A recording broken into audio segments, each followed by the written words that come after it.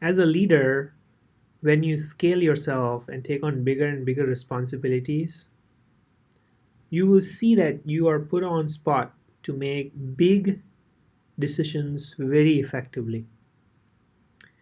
And there are a lot of things that great effective leaders do to make decisions in a sound way. So let's look at what makes a decision effective. In one of the other videos, I have shared the framework for making decisions, but there are other elements that are also equally important on how you go about making these decisions and what are some of the deeper levels of thinking when you make big strategic decisions. That's the key. There are certain decisions that you can use that framework to make decisions that are important, and as an effective executive or a leader, you're constantly making decisions. But when there are big strategically important decisions, we as leaders have responsibility to make them well. So let's look at what are some of the elements of an effective decision. When would you say that this decision was great? Right? So as a starting point, as a leader, it's very important for you to not get involved in decisions that are not strategically important. Empower your team members to make those decisions. But when you have a big decision on the horizon, how you make that decision as a leader will be looked up by a lot of team members. So these are some of the tips on making certain decisions effective, especially when they're strategically important. Number one, a lot of decisions or facts around the decisions are personal opinions for a lot of people. So a lot of people have opinions on what decisions should be made. They could be your team members, your colleagues, your manager, everyone has opinions. So start with the opinion. As a leader, do not make your decision on your own. Start with gathering all the opinions. That's the biggest and the most important step. Because now with this step, you're educating yourself on what are all the views possible.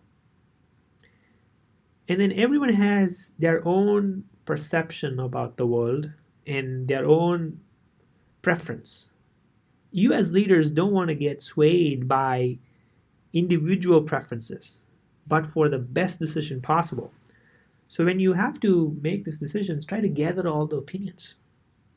Ask why they have that opinion, and ask for experiments that can test those opinions. That's the second step. Gather everyone's opinions, ask for experiments that can actually test those opinions in reality. Like you could do simple experiments that can test that, theories that people have on how we should solve it. And then the third thing is for you to actually look at the reality of those opinions being true or not true. Like validate with reality what would happen if you made certain decisions. What are the users that are using your site, are the complaints that the members are giving you, is it actually solving for that, right? Like, so do a reality check yourself.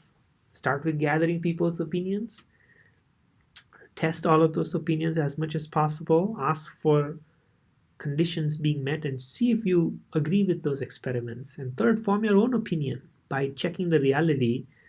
What is your perception of what the issue is that needs a decision, and is the reality going to be better off if you make the decision?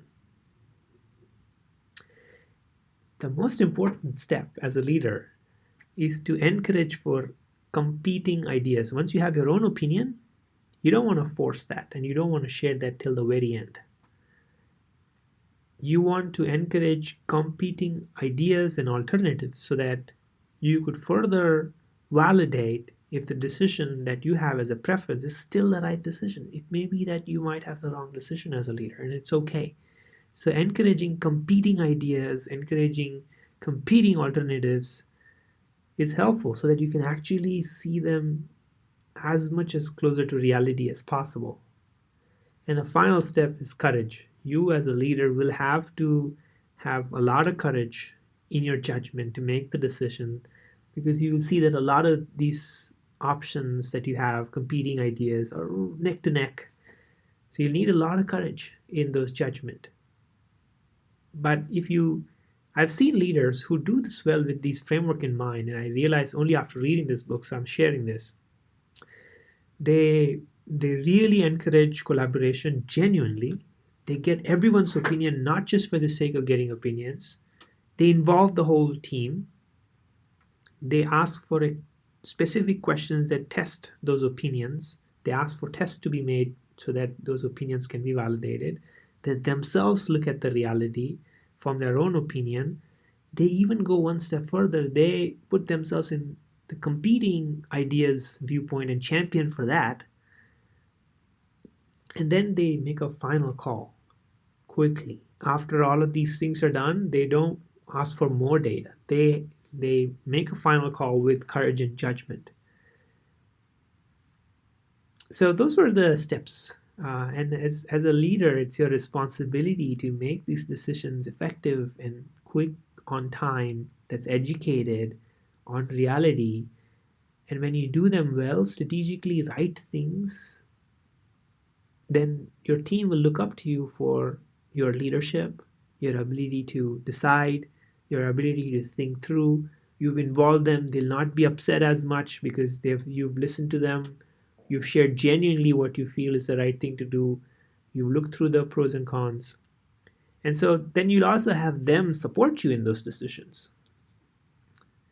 So it's very, very important how you go about making this decision. You can use the frameworks that's described in one of the other videos, but like how you do this decision involving the team and with the courage is also very, very important as an effective leader. Hope that helps. If you have questions for me, ask me in the comments or reach out to me. Thanks.